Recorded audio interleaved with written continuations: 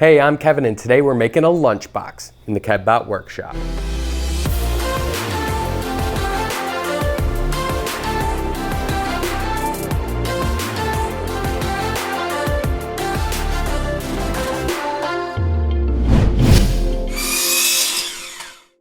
Welcome back to the KevBot workshop. So recently I got myself a small starter lathe because someday I would like to make large segmented pieces, and I thought this lathe would be a great way to start practicing. So today we're going to use it to make a lunchbox. A lunchbox? Lunchbox for lunch. I can consider this a scrapwood challenge because I had a whole bunch of offcuts of maple lying around the shop. I'm also using a little bit of Paduke for some contrast and a splash of color.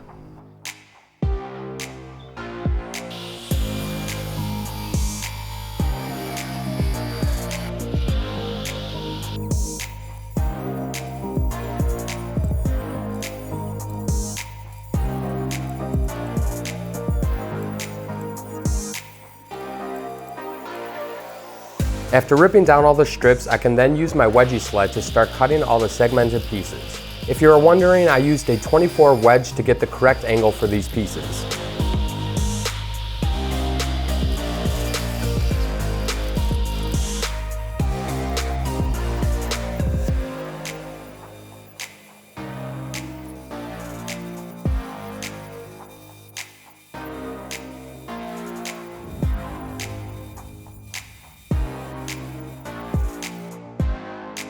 Now only if they could glue themselves together like this. That would be great. Instead, I'll be gluing them up into rings using hose clamps to close the gaps and keep them round. I'm a big fan of some of these segmented turners, and I now have even more respect for them as I know how long this takes.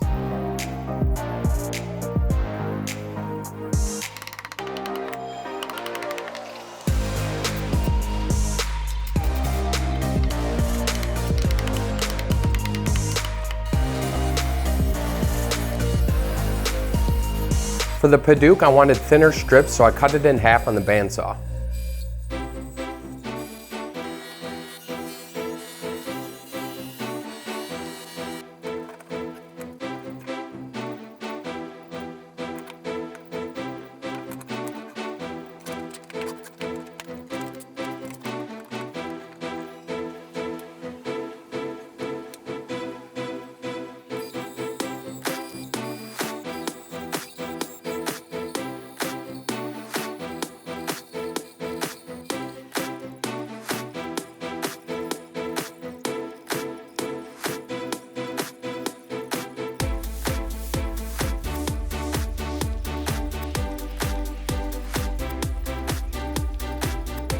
Once I have the rings assembled, I can glue a few of them together using a bolt going through my workbench.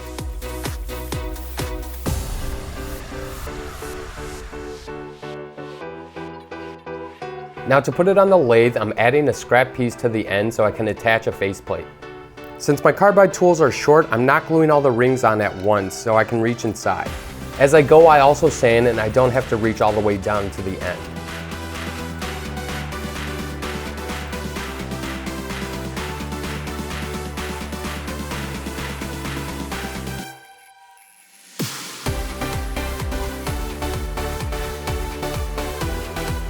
With having a lathe, I'll be able to give you guys a different kind of content. Some of it will be less talking and more of watching the process. I don't always make a video of everything I'm working on in the shop, so I'm gonna try to give you guys more content, but with less production. This will make it easier on me and I'll be able to give you guys more video. If you've seen my last video of how I made a charcuterie board, this is how they would be. And lathe videos would be the same in which you watch the process more than hear me talk. But don't worry, I'll still be making the larger, more in-depth videos with the structure you're used to. I'm just looking to give you guys more, and this is a way that I can manage that. So with that, let's get back to the turning montage.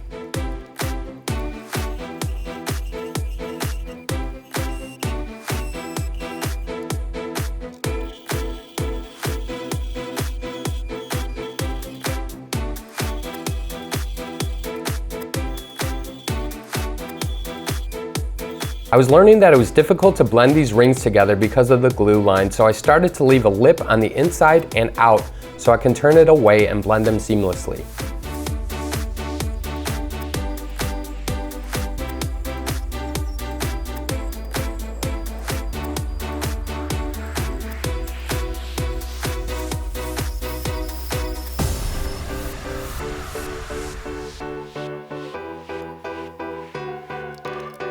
Now, turning something this long is definitely not advised without a steady rest. One catch and this entire thing could have fallen apart. I know I should have used a steady rest to remove any of the chatter, but I didn't have one at the time. So I got pretty lucky that I didn't have any problems.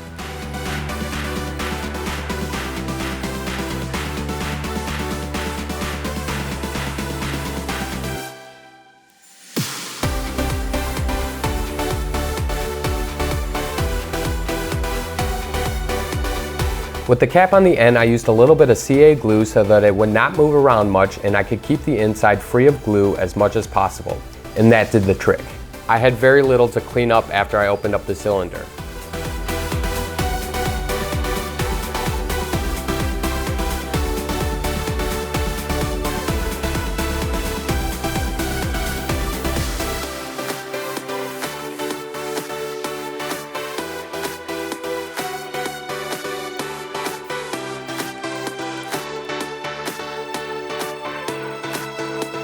To remove the rest of the scrap piece, I'm using a template that I use to make cornhole boards. With a router and a support board, I can get very close to flush and then sand away the rest.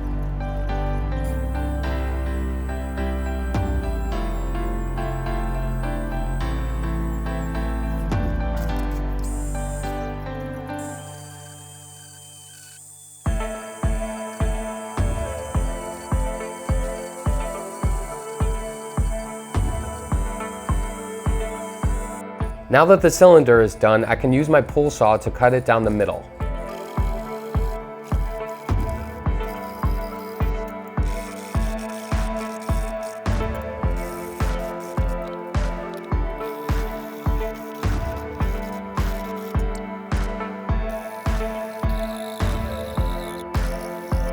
With the cut, I can see how my turning went. The outside was much easier, but my inside could use some work. Now we can start working on the bottom. I'm making a simple box that I have done before with mitered corners and continuous grain. Before I cut the miters, I added a dado to accept the bottom.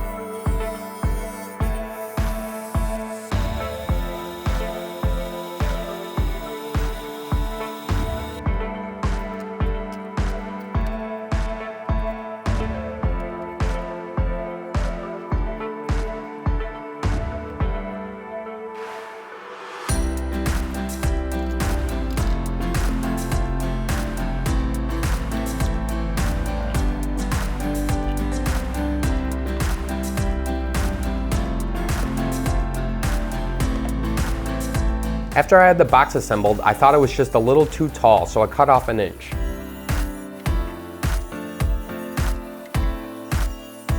As always with mitered corners, you want to reinforce them. I am doing this with splines, and this will give me an excuse to add a little bit more red from the Padauk.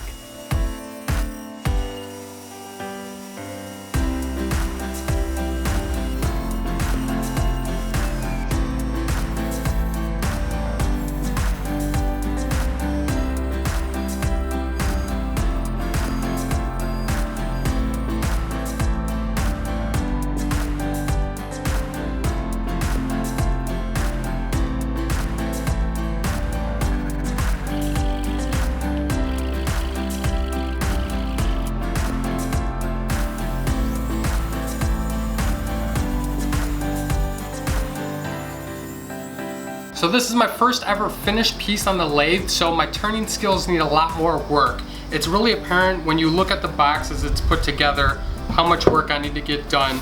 I should have paid a little more attention with actually making sure that it is a full cylinder, and you can see that there's a nice taper here as the back here is jutted out some, and then this comes in a little short. So I went ahead and I temporarily attached the top to the base with some CA glue and painter's tape, and I'm going to take an angle grinder and shave off a little bit here all the way down and shave a little bit off here so that the hinges can sit flat and the top can close perfectly every time.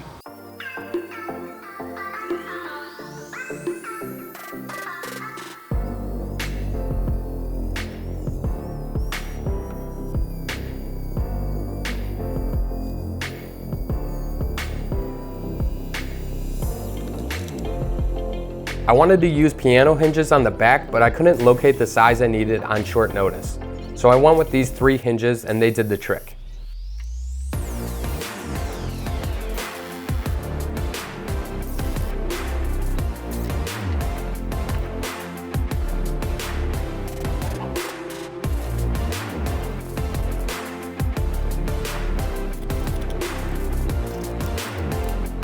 I'm doing my typical finish process here.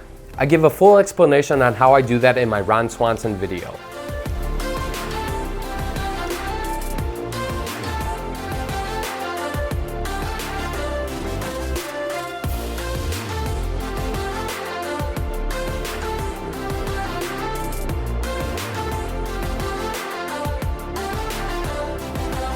For our first turning project, I am thrilled with how this turned out. The maple and the Padauk just play so well together.